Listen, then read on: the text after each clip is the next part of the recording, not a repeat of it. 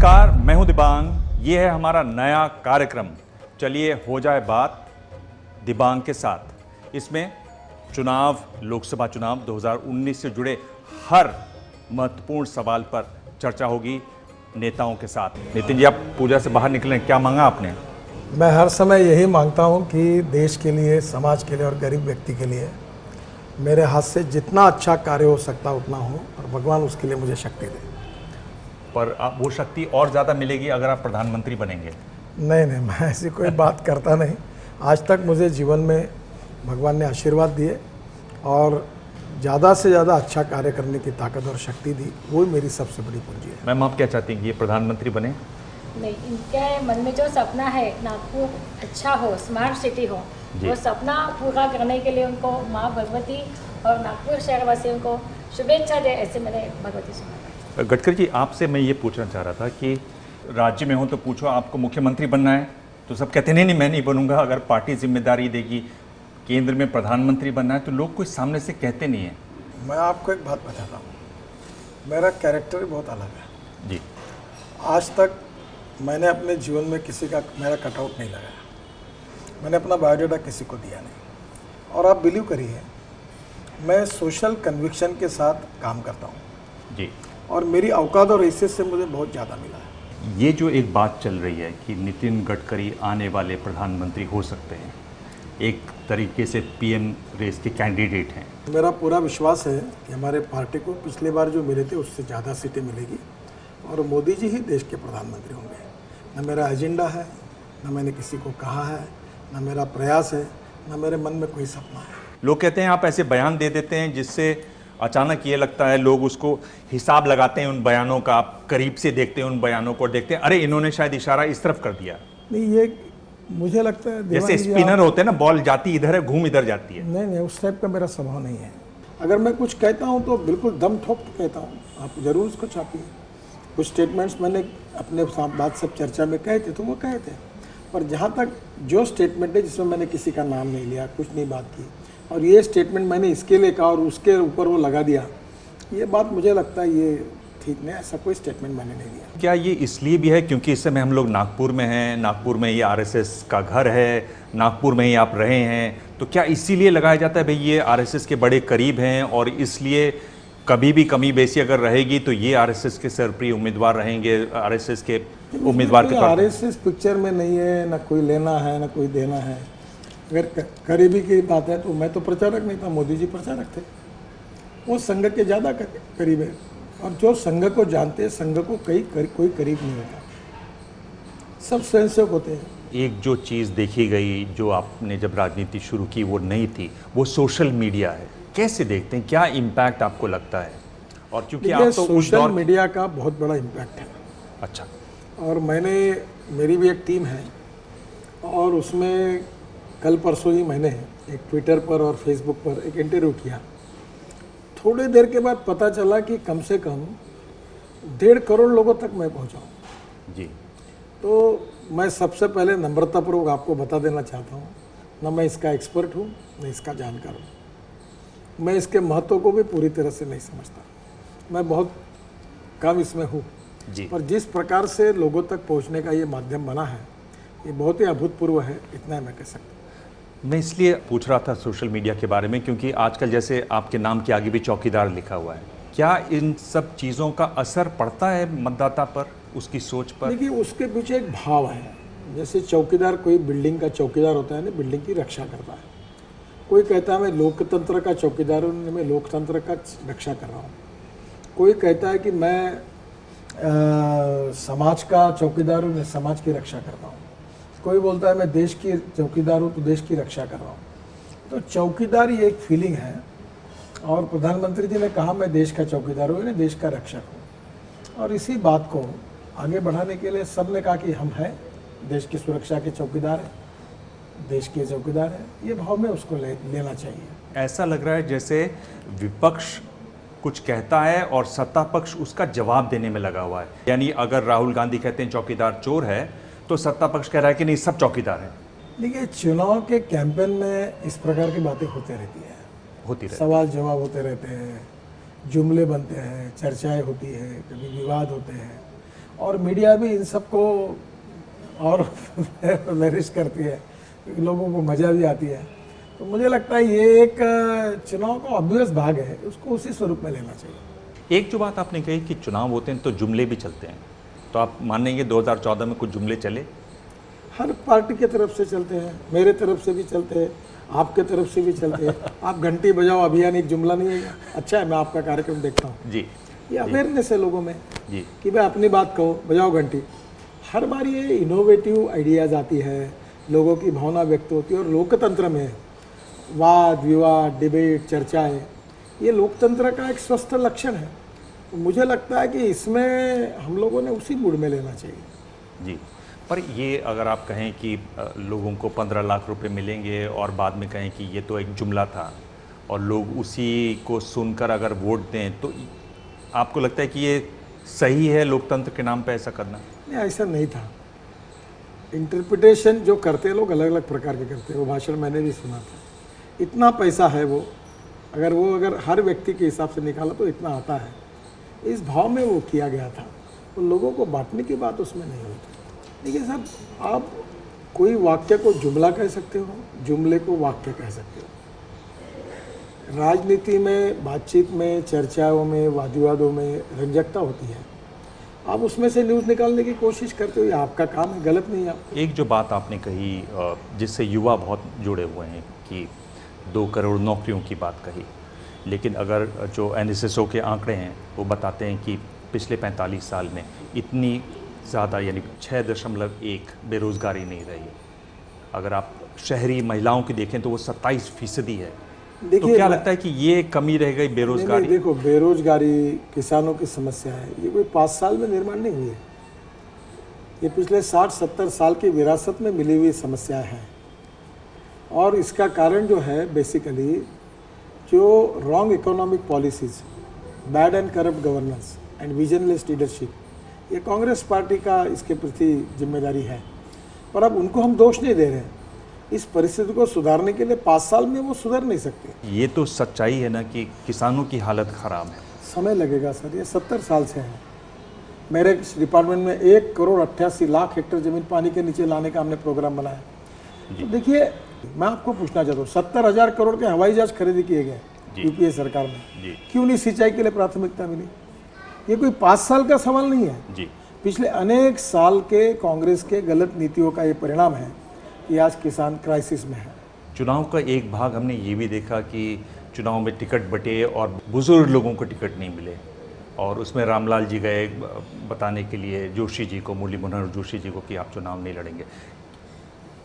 आपको लगता है कि इसको और सहजता से किया जा सकता था? पार्टी अध्यक्ष जाते या और प्रधानमंत्री जाते या उन सबको बुलाया जाता तब बात की जाती? देखिए, टिकट में स्वाभाविक रूप से अडवाणी जी है, जोशी जी है, हमारे फाउंडर, पार्टी के फाउंडर हैं जी, हमारे आइकॉन हैं जी। कल भी हमारे प्रेरणा स्रोत थे, आज भी हैं। और उनका नेतृत्व हमारे गाइड एंड फिलोसोफर के रूप में हम सब के लिए है। और ये भी सच्चाई है, चाहे फिल्म हो, चाहे राजनीति हो, चाहे बिजनेस हो, कहीं भी हो, कभी कभी उम्र का तो तकाजा सब जगह होता है। और इसलिए 75 साल के ऊपर जो लोग हैं, उन्होंने पार्टी में मार्गदर्शक मंडल में रहना चाहिए, पार्टी को नेतृत्व मार्गदर्शन करना चाहिए। ये भाव से किए हुए निर्णय हैं, इसमें किसी के विरोध में नहीं है। और ये नेता हमारे लिए आइकॉन है, हमारे प्रेरणा स्रोत है, हमारे फाउंडर है, हमारे गाइड एंड फिलोसोफर है। आज भी हम उनको मानते हैं, कल भी मानेंगे और उनके आदर्शों पर चलते रहेंगे।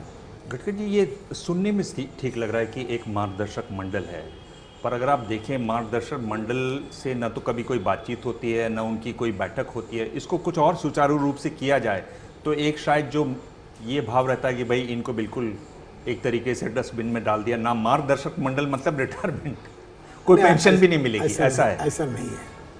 जहाँ तक मेरी जानकारी है, हम सब प्रमुख नेतागण, प्रधानमंत्री, अध्यक्ष समय समय पर मिलते हैं, चर्चा करते हैं, बात करते हैं।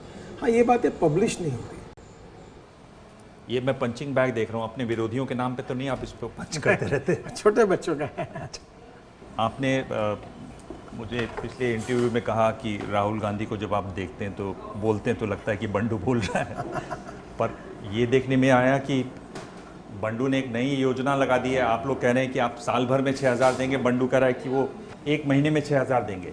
देखिए, चुनाव में स्पर्धा होती है, मैनिफेस्टो होते हैं, घोषणाएं होती है, आपकी भाषा में जुमले होते हैं जी। लोकतंत्र में उनको अधिकार है अपने जुमले, अपने कार्यक्रम, अपनी बातों को कहने का, हमें अपना अधिकार है। पर एक बात जरूर है कि कांग्रेस की घोषणाओं के साथ विश्वसनीयता जुड़ी नहीं है। पंडित जवाहरलाल नेहरू कह रहे थे कि गरीबी हटाएंगे, फिर इंदिरा जी ने कहा गरीबी हटाएंगे। 20 कलमी, 40 कलमी, 5 कलमी कार्यक्रमों की घोषणा हुई जी।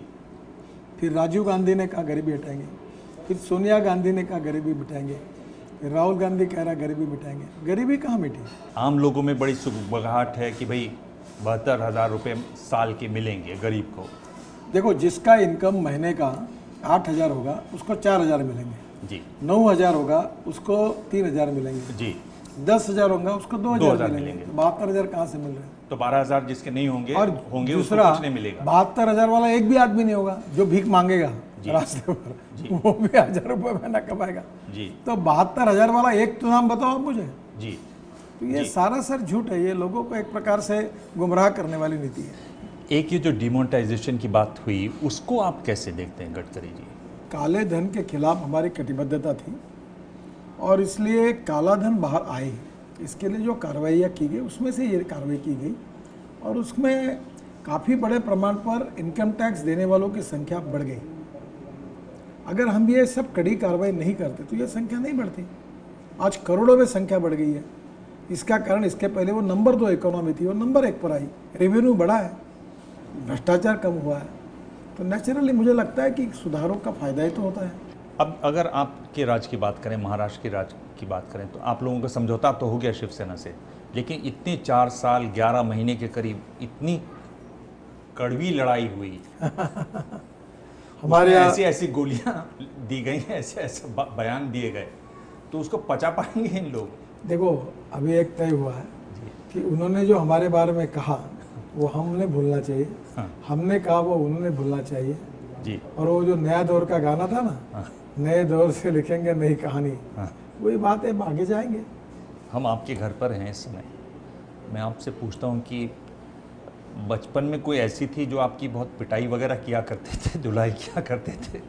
क्योंकि आपके हर बयान में पिटाई आ जाता है। आप कहते हैं कि ये मेरे 5 ज़िले हैं, यहाँ कोई अगर जातिवादी की बात करेगा तो मैं उसकी पिटाई करूँगा। फिर आप कहते हैं कि अगर कोई सपने दिखाता है नेता, वो पूरे नहीं होते हैं तो जनता उसकी पिटाई करेगी। तो ये पिटाई शब्द आता रहता है, ये कोई बचपन से कोई बात थी दबी हुई दिल आप में? दोनों को भाव कहिए। मैंने मेरे बारे में कहा था जी जी कि मुंबई में जब मंत्री था जी तो मैंने कहा कि 55 उड्डान पुल बनाऊंगा, वर्ली बांद्रा सीलिंग प्रोजेक्ट करूंगा, मुंबई पुणे एक्सप्रेस बनाऊंगा। तो लोग बोले ये कैसे होगा, ये हो नहीं सकता, ये सपने दिखा रहा है। तब मैंने उसका रेफरेंस देके कहा था कि सपने दिखाने से लोग खुश होते हैं और दिखाए हुए सपने पूरे नहीं होते तो लोग नाराज भी होते हैं, फिर पिटाई भी करते हैं, हराते हैं जी। ये भाव में कहा था। और मैंने आगे चल के ये कहा था कि मैंने दिखाए हुए सपने भले लोगों को लगे थे पर वो मैंने पूरे करके दिखाए। गडकरी जी, आगे बढ़ते हैं। क्या विकास से चुनाव जीते जा सकते हैं? अटल जी ने कितना काम किया, अखिलेश यादव ने एक्सप्रेसवे बनाए और दूसरे काम किए। विकास के साथ साथ आपको नहीं लगता कि सांप्रदायिकता का, जातिवाद का, इनका भी छोंका लगना चाहिए, तभी नैया पार होती है? मेजोरिटी लोग जो है वो जात पंथ धर्म भाषा का विचार नहीं करते और जो नेता अपने काम के भरोसे चुन कर नहीं आते और जिनको अपना काम बताने लायक नहीं होता, वो जात के नाम पर चुनाव लड़ते हैं। ये आपका पुराना स्कूटर है? हाँ, ये इलेक्ट्रिक स्कूटर है। मैं ट्रांसपोर्ट मंत्री होने के नाते मेरा सपना है कि देश में इलेक्ट्रिक बाइक आए, इलेक्ट्रिक जीरो एमिशन है इसमें? हाँ, इलेक्ट्रिक ऑटो रिक्शा आए और इलेक्ट्रिक बस आए, इथेनॉल की ऑटो रिक्शा आए, इथेनॉल की स्कूटर बाइक आए, इथेनॉल की बस है। नागपुर में 35 बसेस बायो इथेनॉल पे चलती है। नागपुर में डीजल की बसेस सीएनजी में कन्वर्ट हुई है। अच्छा। नागपुर का टॉयलेट का पानी हमने 100 करोड़ में बेच दिया है, टॉयलेट का पानी, और उससे मिथेन निकालकर CO2 अलग करके उस पर 50-100 बसेस चलाएंगे। स्कूटर के बहाने नागपुर की बात हो गई। क्या सुरक्षा बड़ा मुद्दा होगा इन चुनावों में? सुरक्षा अंतर्गत आपने येडियुरप्पा वाला बयान सुना होगा इसमें? नहीं, देखिए, मैं उससे सहमत नहीं। हाँ। और मैं मानता हूं कि इंटरनल और एक्सटर्नल सिक्योरिटी हमारे लिए सर्वोपरि है, सुरक्षा हमारे लिए सर्वोपरि है और ये राजनीति का मुद्दा नहीं बनना चाहिए। मेरा प्रामाणिक मत है, हमारे पार्टी का भी यही मत है और प्रधानमंत्री जी का भी यही मत है। बीजेपी के नेताओं ने जब पोस्टर लगाए उसमें जवानों के और वो जो वर्दी वाले हैं वो उसमें फ़ोटो लगाए। सभी बाजू से इस मुद्दे का राजनीतिकरण करना ठीक नहीं है, ये मैं आपको कह चुका हूँ, चाहे किसी भी साइड से हो। हम लोग इसको राजनीति से दूर रखें। देश की सुरक्षा का मुद्दा राजनीति का मुद्दा नहीं बनना चाहिए। एक और मुद्दा जो उठेगा, जो उठता है जब ये कहते हैं कि नीरव मोदी भाग गया, विजय माल्या भाग गया, मेहुल चौकसी भाग गया, इसका सरकार बीजेपी तो के लिए उनकी प्रॉपर्टी जब्त की, उनके बंगले उध्वस्त कर रहा है, उनके ऊपर कठोर कार्रवाई कर रहा है। हम कोई किसी को छोड़ नहीं रहे। कोई गलत काम करेगा तो उसको उसके परिणाम भुगतने पड़ेंगे। जी गडकरी जी, एक जो आपकी जिम्मेदारी थी सड़क वाली, वो तो आपने बहुत ज़बरदस्त काम किया। क्या गंगा में कुछ ऐसा था जहां आपको लगता है कमी रह गई? देखिए, प्रियंका गांधी हमने जलमार्ग बना इसीलिए तो प्रयागराज से इलाहाबाद तक जा सकी। जी अब मैं आपको इलाहाबाद से वाराणसी जा सकी। जी अब हम वो पानी भी पिया उसने। जी तो जो मैंने कहा, जो आपको असंभव लग रहा था, वो हर काम हुआ। ये भी होगा अगले मार्च के एंड के पहले गंगा 100% अविरल और निर्मल होगी। कौन सी ऐसी चीज़ें थी जो आप चाहते कि अगर और हो जाता तो ज़्यादा अच्छा था? हवा में चलने वाली डबल डेकर बस मुझे लाई है मैंने। उसकी कैपेसिटी मेट्रो से ज़्यादा है, पर कैपिटल कॉस्ट मेट्रो की 300-350 करोड़ है, इसकी 50 करोड़ है। देश के 500-600 शहरों में ये transport system, public transport, electricity लाना है। और आपको पता है कि जो मैंने कहा वो मैंने करके दिखाया। जी मैं ज़रूर करके दिखाऊंगा अगर मुझे अवसर मिलेगा। जी, जब आप ऐसे कहते हैं कि जो मैंने कहा वो करके दिखाता हूँ, तब लोग समझते हैं, लोगों के मन में ख्याल आता है कि ये आदमी प्रधानमंत्री बनना चाहिए। मेरे मन में पर ये ख्याल नहीं आता। सुनने वालों के मन में यही ख्याल आता है। एक अगर आप देखें जो बड़ी डेवलपमेंट हुई वो उत्तर प्रदेश में हुई, जहां आपकी पार्टी को और सहयोगी के साथ मिलकर 80 में से 73 सीटें हैं। वहां मायावती और अखिलेश यादव में गठबंधन हुआ है और आंकड़े जोड़े जा रहे हैं और बताया जा रहा है कि 50% वोट तो इनके कई सीटों पे बहुत हैं।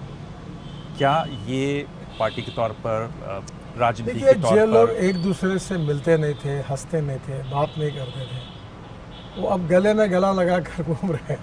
इसका मतलब ही यही है कि हम ताकतवर बने। इसलिए मेरा विश्वास है कि उत्तर प्रदेश की जनता विकास के लिए, गांव, गरीब, मजदूर, किसान के कल्याण के लिए हमको चुनकर देंगी और हम निश्चित रूप से विजय होंगे, ऐसा मुझे विश्वास है। इसमें जिस तरह की बातें और जो एक नई आवाज़ राजनीति में अब सक्रिय रूप से सुनाई दे रही है, वो एक तरीके से प्रियंका गांधी की है। कैसे देखते हैं आप उसको? कैसे मैं कुछ आंकते हैं? देखता नहीं, उनकी कैसे पार्टी आंकते है, उनको कैसा काम करना है उनका सवाल है। मैं अपनी पार्टी, अपने नेता और अपना कार्यक्रम, अपने विचार की बात करता हूँ।